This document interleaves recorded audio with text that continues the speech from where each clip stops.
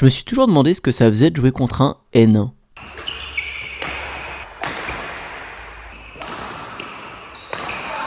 Et ben maintenant, je sais.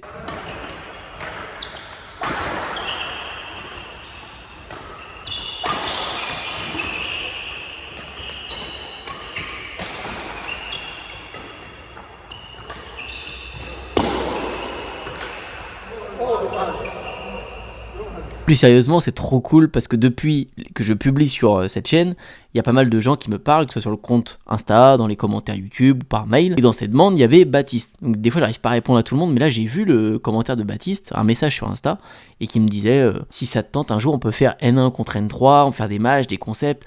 Je dis putain, mais trop bien quoi. Genre, bien sûr, je fonce. Alors quand ce sera possible, parce que Baptiste, il habite à Lille.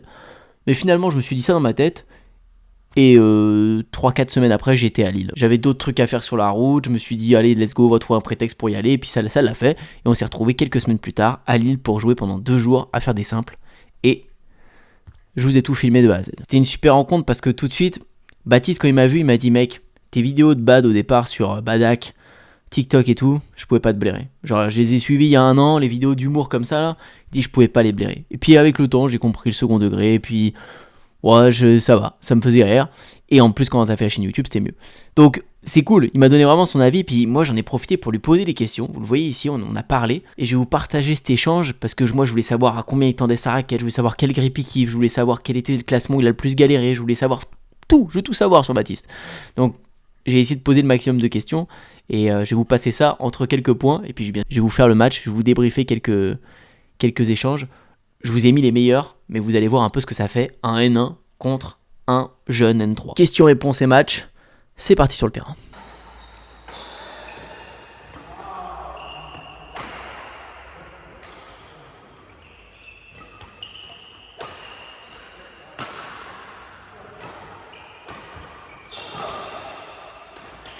Salut Baptiste. Salut. Je suis content d'être là. Baptiste, il m'a envoyé un message sur Instagram et il habite à Lille. Donc Lille, c'est 7 heures de chez moi. Là, c'était l'occasion parce qu'en plus, il y avait du skate à faire. Il y a plein de trucs stylés à faire ici. On a joué hier avec Baptiste. Il m'a présenté cette salle. Je voulais en profiter pour lui poser des questions parce que Baptiste, tu joues depuis combien de temps? C'est la 15e année que je joue. Ok. J'ai commencé à 6 ans du coup. Dans ce club ici? Ou c'était. Du coup, moi j'ai commencé le bad à M, c'est la ville où j'ai grandi. Tu as commencé vers tes 6-7 ans quoi. Ouais, c'est ça exactement, 6 ans.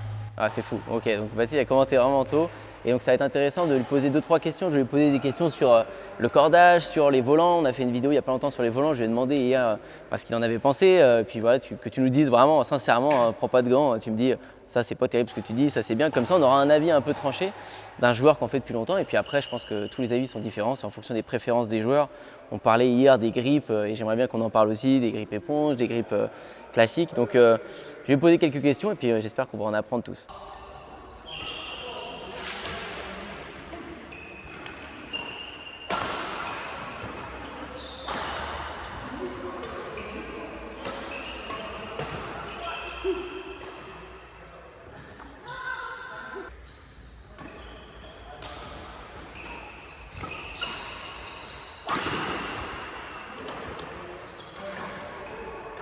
Première question, moi qui m'intéresse, c'est est-ce que pour monter en classement, tu as fait autant de tournois que moi? Est-ce que tu as fait des tournois genre toutes les semaines? Est-ce que tu te souviens d'une période comme ça où tu as pu en faire toutes les semaines? Je pense que je fais quand même pas mal de tournois de base. Vu que j'ai commencé tôt le badminton, du coup je faisais au début des compétitions jeunes. Je fais pas forcément autant de points que peuvent avoir rapporté les tournois seniors. Ok, donc toi tu as fait beaucoup de tournois jeunes et là aujourd'hui, maintenant genre si on prend la dernière année, est-ce que tu fais genre plus de 15 tournois, plus de 20 tournois par an? On va dire qu'une semaine sur deux je fais un tournoi. Ouais, c'est quand même beaucoup.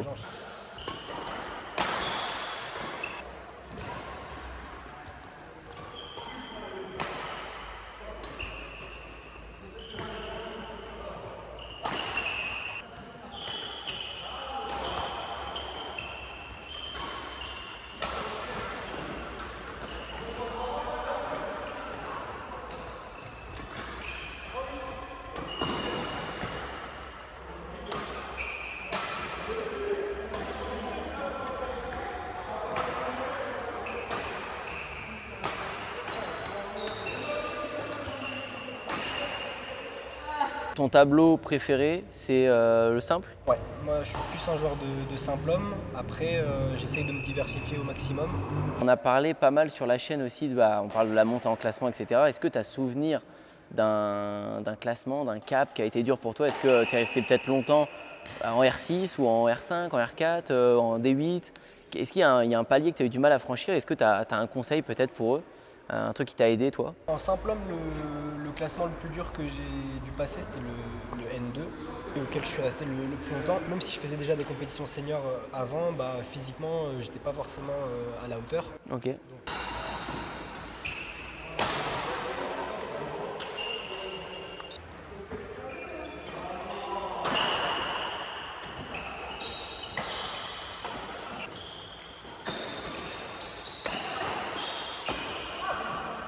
Peut-être peu de gens qui s'identifient parce que je crois que N2, je sais pas c'est quoi, c'est les 800 joueurs, peut-être 800 joueurs français. Je sais plus exactement, je crois que c'est ouais, dans 700 ou 800.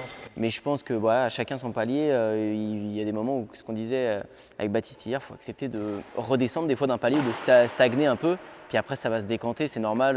Même quand vous venez de passer, je sais pas, R6 ou un classement, vous pouvez retomber des 7. Puis après, ça va remonter, il ne faut pas paniquer en se disant on régresse, quoi. C'est normal. Ouais, c'est clair. Donc, ok, cool pour ce retour d'expérience. Maintenant, niveau matos, j'aimerais bien qu'on compare. Moi, mon expérience, tu me diras si je me trompe ou pas, mais alors moi, quand déjà j'ai commencé, je pense que c'était une grosse erreur maintenant avec le recul. J'ai commencé peut-être mon deuxième mois de bad, donc je vais aller voilà, P10 ou j'en sais rien. J'ai commencé avec cette raquette qui est très rigide, très lourde. Je le dis honnêtement, c'est parce que je voyais les champions qui jouaient avec ça. Je dis moi, je vais être un champion, je vais jouer avec la raquette des champions. Mais je pense qu'elle était trop technique en soi pour moi, trop lourde au départ et tout. Mais je me suis habitué qu'à jouer avec ça. Toi, est-ce que tu as eu des différentes raquettes ou quoi? Parce que moi, j'ai pas grand-chose à documenter là-dessus. Mais toi, est-ce que tu as eu un parcours un peu avec ta raquette? Tu as essayé des choses?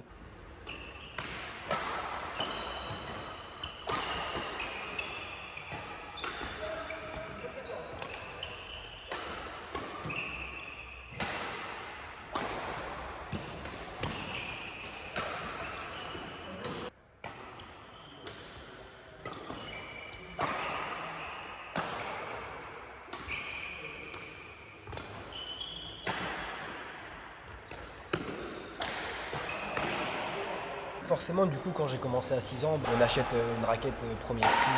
Pendant longtemps, en fait, on fait pas trop attention à son matériel, surtout quand on est jeune. Ouais, c'est les parents qui choisissent un peu peut-être. Voilà, c'est Ouais. ça. Ou alors l'entraîneur qui dit tiens, cette raquette-là, elle peut être pas mal, donc Ok. on l'achète. J'ai un petit défaut au niveau de la puissance, donc j'essaie de prendre des raquettes un peu plus en tête pour pouvoir compenser. Ok, ah, c'est intéressant. Là, la raquette avec laquelle je joue actuellement, c'est une Astrox 88S.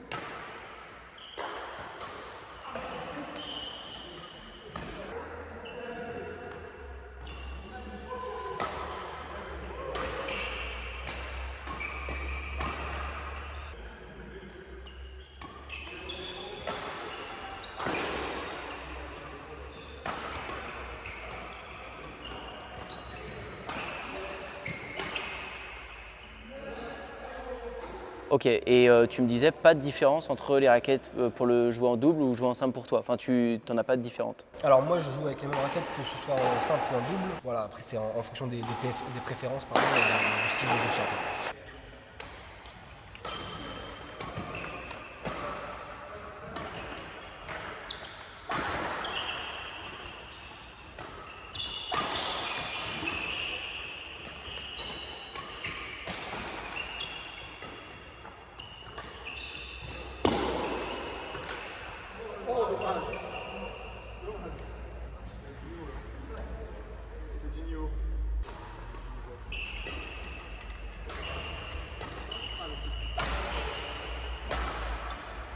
Et alors, à combien tu tends? Et est-ce que comment ça a évolué ça, la tension? Du coup, là, je suis passé cette année à 13,5 Ok, en BG80.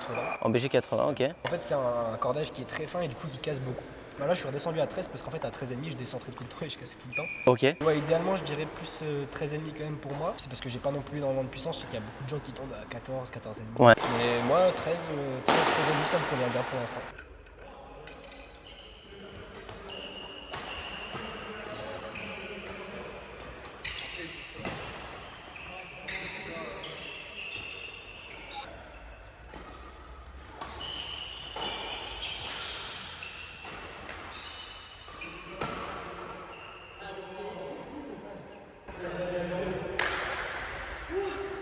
Et tu casses à peu près à quelle fréquence si tu joues comme d'hab, une semaine normale Est-ce que tu casses chaque semaine ou Actuellement, j'ai 3 ou 4 raquettes en stock. Quasiment toutes les semaines, mes 3 ou 4 raquettes, elles y passent, quoi. Ok, ah ouais, donc quarter toutes les semaines. Ouais.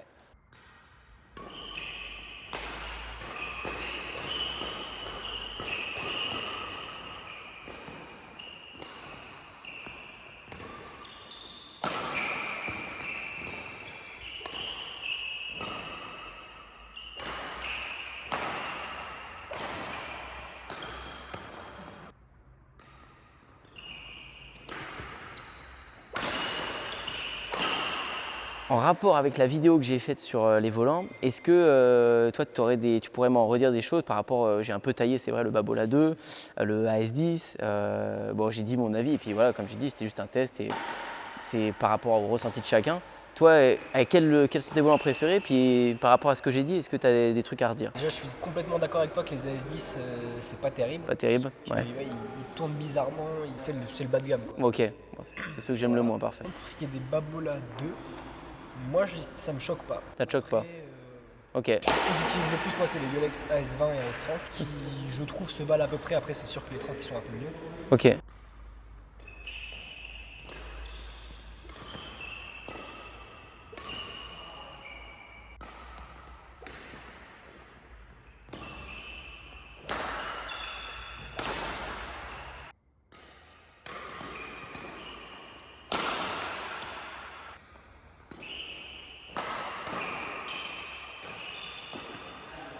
Est-ce que ça t'a déjà fait sortir des matchs?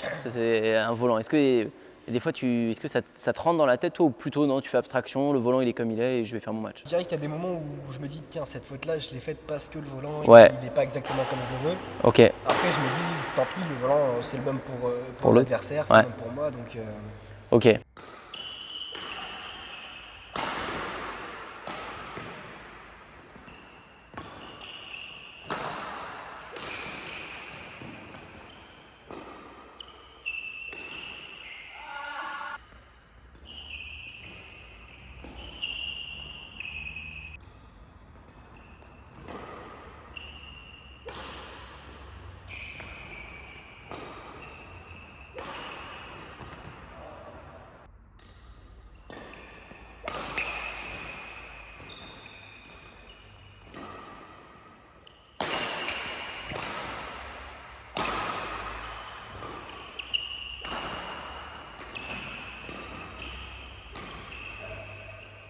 Pour toi, très sincèrement, est-ce que tu penses que n'importe qui peut devenir N1? Et c'est en commençant n'importe à 15 ans, à 8 ans, à 25 ans. Est-ce que n'importe qui peut devenir N1 ou est-ce que, non, selon toi, il y a quand même des... C'est pas possible. alors, N1, je sais pas. N2, pour moi, oui. Ok, Parce que pour moi, on peut tous avoir un très bon niveau quand on y met les moyens. ouais, Moi, par exemple, je pense pas avoir de talent particulier. Je Ok. sais que c'est beaucoup d'entraînement, ouais, d'acharnement, tout ça. Je rate quasiment aucun entraînement à l'année. Ouais. Donc on prend du kiff sur le terrain, je trouve que c'est le plus important. ouais, je suis 1000 fois d'accord. Ok, cool. Ah, c'est vrai que le système de BAD, il est bien fait, il y a plein de classements et tout est un peu relié finalement trop à ce classement. Et c'est ce que je disais des fois quand, dans les vidéos de progression. Et vous l'avez vu normalement la semaine dernière, celle qui est passée de P12 à N3, je parle beaucoup j'analyse les joueurs avant de les jouer. Et je pense qu'à un moment, moi, j'ai pris encore plus de plaisir quand je me suis détaché des classements, quand finalement j'ai arrêté de regarder si le joueur avait été tel niveau ou tel. Non, juste joue ton match, fais ton truc et puis on verra si lui il est en forme, toi tu es en forme, tu passes un bon match et puis c'est ça le BAD, quoi. Mais je suis plutôt d'accord avec toi, moi je peux que confirmer, même en commençant tard ou quoi, si tu te donnes les moyens, tu peux te faire plaisir, arriver à un bon niveau, après que ce soit R4, que ce soit N3, N2, N1. Dès que tu commences à le faire souvent, tu vas être réglé dans tes gestes et tu as des coups de qualité. D'ailleurs, vous le verrez dans les échanges, ça se voit, il a beaucoup plus d'expérience et à chaque fois que je joue avec des joueurs qui ont plus d'expérience, tous les coups sont... C'est de la qualité, quoi. Ils sont plus de poids dans le volant sur 100% des coups, ils sont plus ras de filet, tout est mieux construit, tout est mieux et ça se voit, c'est le travail, quoi. C'est comme dans n'importe quel domaine. Donc trop cool, merci Baptiste. Merci à toi. Et c'est parti, il n'y a plus qu'à jouer. Let's go. Ce qui va être intéressant, c'est d'analyser les différences entre lui qui est N1 et moi qui est N3. Et vous allez voir, il y a des vraies différences. Et surtout, ce qui m'a surpris, je vais vous parler de mon ressenti, c'est dès le service. Parce que c'est dur à voir en match. On se dit, quand je regarde, moi j'ai l'impression qu'on fait des bons rallyes, etc., que c'est équilibré. Rien à voir. C'est pas équilibré, il est vraiment beaucoup plus fort que moi. Pour se voir, regardez bien quand il sert. En fait, quand il sert, ce qui m'a perturbé, c'est qu'il prend une position directe. Il joue à un endroit et il sait que je vais le remettre à un endroit. Dans 80% des situations, là où il pense que je vais le remettre, ça arrive. Mais quand il se trompe, il pivote ou il... Regardez bien. Il envoie le volant, là il serre à un endroit. Regardez tout de suite ses jambes. J'ai même pas touché le volant. Là, comment j'oriente ma raquette, il s'oriente directement, comme ça. Et en fait, il se trompe. Et du coup, il va repivoter en haut temps, c'est pas grave. Mais à chaque fois, il prend une situation dès le service. C'est ça qui change. Et à la fin, alors là, on était à plusieurs sets, donc je commençais à m'habituer et j'essayais de pas le mettre là où il voulait. Donc ça marchait de temps en temps, regardez. Mais il y va quand même, c'est-à-dire, là, il serre à un endroit, encore une fois. Là, il pivote, vous voyez, derrière, parce qu'il sait souvent que je la mets là, tendue. Et à chaque fois, son côté long coup droit, il était trop dangereux. Donc à chaque fois que je mettais là-bas, je prenais trop cher. Mais là, j'ai dit, allez, je vais pas l'envoyer au fond, je vais la mettre au filet. Donc là, il a été surpris, du coup, il est en retard. Mais il arrive quand même à la remettre, c'est pas grave. Et après, il va reconstruire son point. Bon, là, j'ai gagné. Regardez bien, il serre là. Là, il prend la position de fond de court coup droit. Regardez, il est déjà positionné. Hop, je lui envoie exactement là où il s'était positionné. Du coup, il fait hop, parfait. Et là, donc, il est déjà là. Il est déjà en place. Mais regardez à quel point c'est un délire. Il me serre. Encore une fois, il me serre là. Regardez, il est déjà armé. Il est armé en position. Et moi, qu'est-ce que je fais? Je lui envoie dessus, clairement. Hop, regardez. Allez, tiens, bouffe-moi. Ça, c'est vraiment le niveau... Je sais pas si c'est N1, c'est peut-être N2, j'en sais rien. Moi, en tout cas, à N3, ils font pas trop ça. Je le vois pas beaucoup. Et même si on le sait, même si ça paraît bête, on se dit, bah oui, forcément, tu serres avec une intention et comme ça, tu t'attends un coup derrière. Je vous assure que c'est dur à faire en match. Genre, quand je serre à un endroit, maintenant, j'essaye d'y penser, mais c'est vraiment compliqué de mettre ça en place et que ça rentre dans la tête. Mais là, quand je vois ça, c'est tellement flagrant. Je m'en veux tellement. Je me dis, pourquoi je le mets là? Et je le voyais pendant le match. Ça me rentrait dans la tête. Je me disais, je vois qu'il a ce qu'il veut, mais j'arrive pas à la mettre autre part. Des fois j'y arrivais un peu, mais c'était compliqué. Et là où je vous dis qu'il était dangereux au fond de court coup droit, c'est que même quand il se trompait, il arrivait quand même à très bien rebondir en fond de court coup droit. Regardez, là il serre à un endroit, j'essaye de retarder un peu ma frappe, donc là il sait pas trop ce que je vais faire, et je l'envoie quand même au fond de court coup droit, donc il est un peu surpris. Vous voyez, il est sur les talons là, clairement, mais il va rebondir quand même pour mettre de la vitesse. Genre il me surprend direct.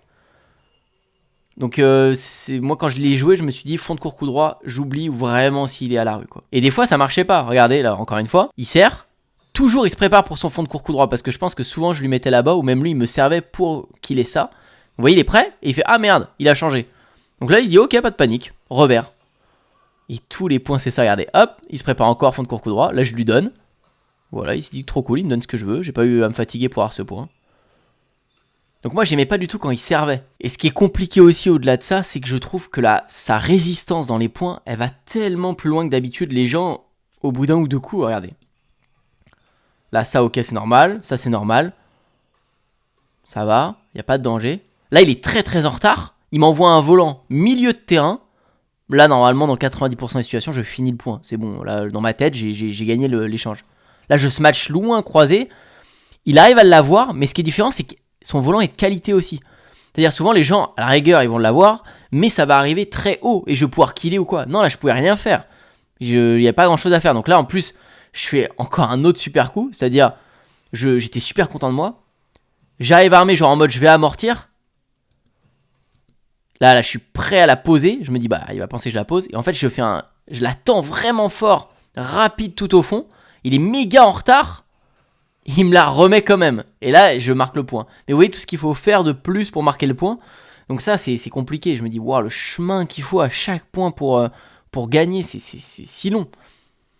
Parce que mentalement, il est prêt. Il se dit, c'est pas grave, je sais pas, il est habitué à plus. Je sais pas ce qu'il se dit d'ailleurs, mais il est prêt à bien plus que les N3 que je joue ou les R4 que je joue. C'est la différence, je trouve. En tout cas, c'est ce que j'ai ressenti. Et les volants moyens ne pardonnent pas. Vous voyez, là, je fais un volant moyen. Ça pardonne pas. Alors que ça pardonne plus à mon niveau en vrai. Alors mes coups surprenants des fois qui marchent un peu ou un bon amorti ou j'en sais rien, une bonne feinte, ça surprend toujours. Ça, je sais pas, c'est toujours efficace, faut le garder.